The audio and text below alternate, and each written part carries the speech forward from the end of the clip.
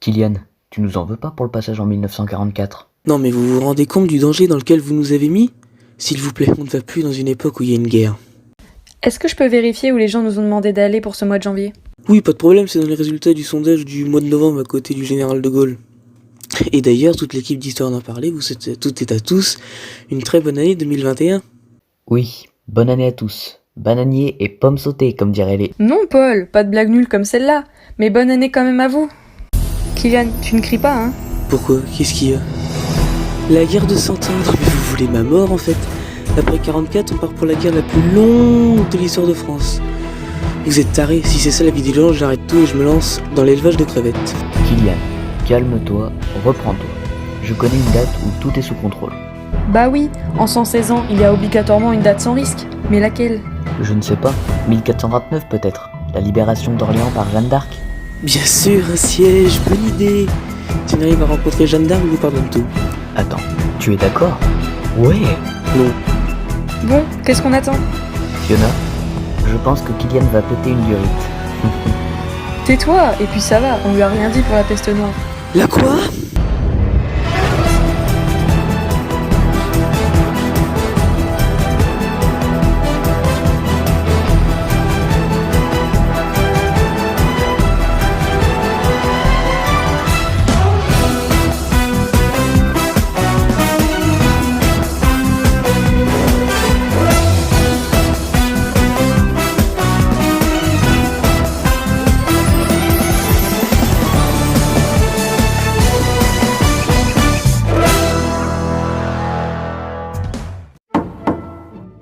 Bonjour, bonsoir, et bienvenue dans Histoire d'en parler.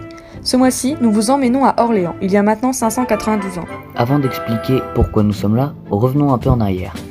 Kylian, on y va avec la zapette? Non, ça prendrait trop de temps, on va résumer tout ça. Donc, l'histoire commence... En moins 3000 avec l'invention de l'écriture. Donc l'histoire commence en 1328. Le roi Charles IV de France meurt sans héritier mâle. Car la couronne de France ne peut être malheureusement portée par une femme. Seulement, Charles avait une sœur, Isabelle, qui s'était mariée à Édouard II, roi d'Angleterre, et ont eu un fils, Édouard III, qui est donc le neveu de Charles IV. Seulement, il est inacceptable qu'un Anglais monte sur le trône de France, c'est une règle de base, on le dit, on le répète, les Français n'aiment pas les Anglais. Donc les nobles du royaume remontent l'arbre généalogique des rois de France jusqu'à l'oncle de Charles IV, qui s'appelle Charles de Valois, qui est mort 3 ans avant Charles IV. Et vive l'originalité des prénoms! Bon les gars, j'ai mal à la tête. T'inquiète pas, c'est normal. Donc on regarde qui est le fils de Charles de Valois, et s'il est en vie. Ce fils s'appelle Philippe, il est en vie et est appelé à régner sous le nom de Philippe VI de Valois. Ce qui mettra Édouard III hors de lui, nous sommes toujours en 1328 à ce moment-là. Ce qui déclenchera en 1337 la guerre de 100 ans. Cette guerre n'est qu'une querelle dynastique entre 5 rois anglais. Édouard III, Richard II, Henri IV, Henri V et Henri VI, qui sera couronné roi de France mais sera aussi vite déchu. Ce sont les Plantagenets, et 5 rois français, les Valois, qui sont Philippe VI, Jean II, Charles V, Charles VI et Charles VII.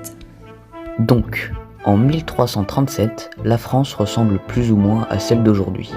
Sauf les Anglais qui détiennent encore le duché d'Aquitaine. Dernier territoire laissé au roi d'Angleterre après les multiples confiscations de terres par les rois de France précédents. Elle possède entre 16 et 17 millions d'habitants. C'est le pays le plus peuplé d'Europe. Tandis que l'Angleterre ne compte que 4 fois moins d'habitants et est frappée par un refroidissement climatique depuis le XIIIe siècle. C'est un royaume affaibli, comme le disait Paul, par les reconquêtes françaises en Normandie, en Bretagne, dans le Maine, l'Anjou, le Poitou, l'Aquitaine et le Limousin. On n'était pas censé résumer la situation? Non, parce que là, ça va durer une plombe. Comment tu veux résumer plus de 100 ans d'histoire? Ouais, c'est pas faux. Bien, j'ai oublié ce que je voulais dire. Ah oui, la guerre éclate donc en 1337, mais la première grande bataille sera Crécy, 9 ans après le début de la guerre. Le 26 août 1346, la bataille de Crécy oppose l'armée du royaume de France à l'armée d'Angleterre venue pour saccager et piller les terres proches des rivages de la Manche. Cette bataille violente et sanglante où les monarques respectifs Philippe VI et Édouard III, nos gars sûrs, on les présente plus, sont présents et actifs. Cette bataille se conclut dans la nuit par une victoire écrasante de l'armée anglaise, pourtant en infériorité numérique sur la chevalerie et l'infanterie française et ses alliés qui accusent des pertes très importantes du fait de l'indiscipline et des lacunes du commandement. Cette grande bataille marque réellement le début de la guerre de 100 ans et le retour d'une technique traditionnelle d'archerie. Les Anglais, victorieux, poursuivent leur chemin jusqu'à Calais, qu'ils assiègent pendant 1 an. Le roi, Philippe VI, incapable ensuite de secourir Calais, qui cède le 4 août 1347. 6 bourgeois remettant solennellement à Édouard III les clés de leur cité, montrent qu'il n'est ni un politicien ni un militaire habile. Ces défaillances vont contribuer à affaiblir la couronne française. La première crise grave va se faire sentir lors de la succession de la Bretagne. Édouard III ne s'arrêtera pas sur cette lancée et la prochaine grande bataille sera Poitiers. Cette bataille a été livrée en 1356, donc près de Poitiers. Voilà. Le roi de France Jean II cherche à intercepter l'armée anglaise conduite par le prince de Galles. Non, pas celui-là, on cherche un autre prince de Galles du nom de Édouard de Woodstock. Merci. Qui est en train de mener une chevauchée dévastatrice. Par une tactique irréfléchie, Jean II conduit ses troupes, quoique numériquement très supérieures, au désastre et se fait prendre, ainsi que son fils Philippe et de nombreux membres éminents de la chevalerie française. Les conséquences de la défaite française sont catastrophiques pour la couronne des Valois. Le pays est nominalement dirigé par l'héritier du trône, le dauphin Charles. Celui-ci doit affronter la Grande Jacquerie en 1358, qui conteste les privilèges de la noblesse, celle-ci ayant perdu de son prestige à Poitiers. La première phase de la guerre de Cent Ans s'achève par une indéniable victoire anglaise, qui est confirmée par le siège de Paris et la signature du traité de Bretigny en 1360, traité qui instaure 9 ans de trêve entre les deux royaumes. Pour la France, la guerre est extrêmement difficile, car elle est affaiblie par la querelle dynastique qui fracture le pays. Elle est attaquée par les Anglais et les Bourguignons, puis frappée en 1347 jusqu'à 1351 par une épidémie de peste noire qui divise la population européenne par 2. L'Angleterre étant une île, elle est épargnée entre guillemets de cette épidémie. D'ailleurs, étant toujours une île, c'est une bonne chose pour se protéger des pandémies. Tu ferais pas un parallèle avec la situation actuelle ? Du tout. Bref, la France reprend le dessus sur l'Angleterre grâce à Charles V, qui arrivera à récupérer la quasi-totalité des territoires perdus. Cependant, lorsque le schizophrène Charles VI monte sur le trône en 1380, c'est la débandade. En 1415, la cuisante défaite d'Azincourt repousse la France au sud de la Loire. Le traité de Saint-Denis fait d'Henri V d'Angleterre l'héritier de la couronne de France, sauf que le roi d'Angleterre mourra avant le roi de France. Et lorsque Charles VI mourra, Henri VI devient roi d'Angleterre et de France en 1422. Il sera fait même couronné à Notre-Dame de Paris.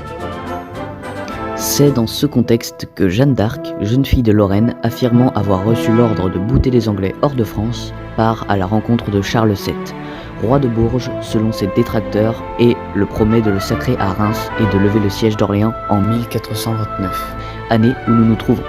Jeanne d'Arc proposa ensuite au roi Charles de reprendre Paris. Il lui fait difficilement confiance.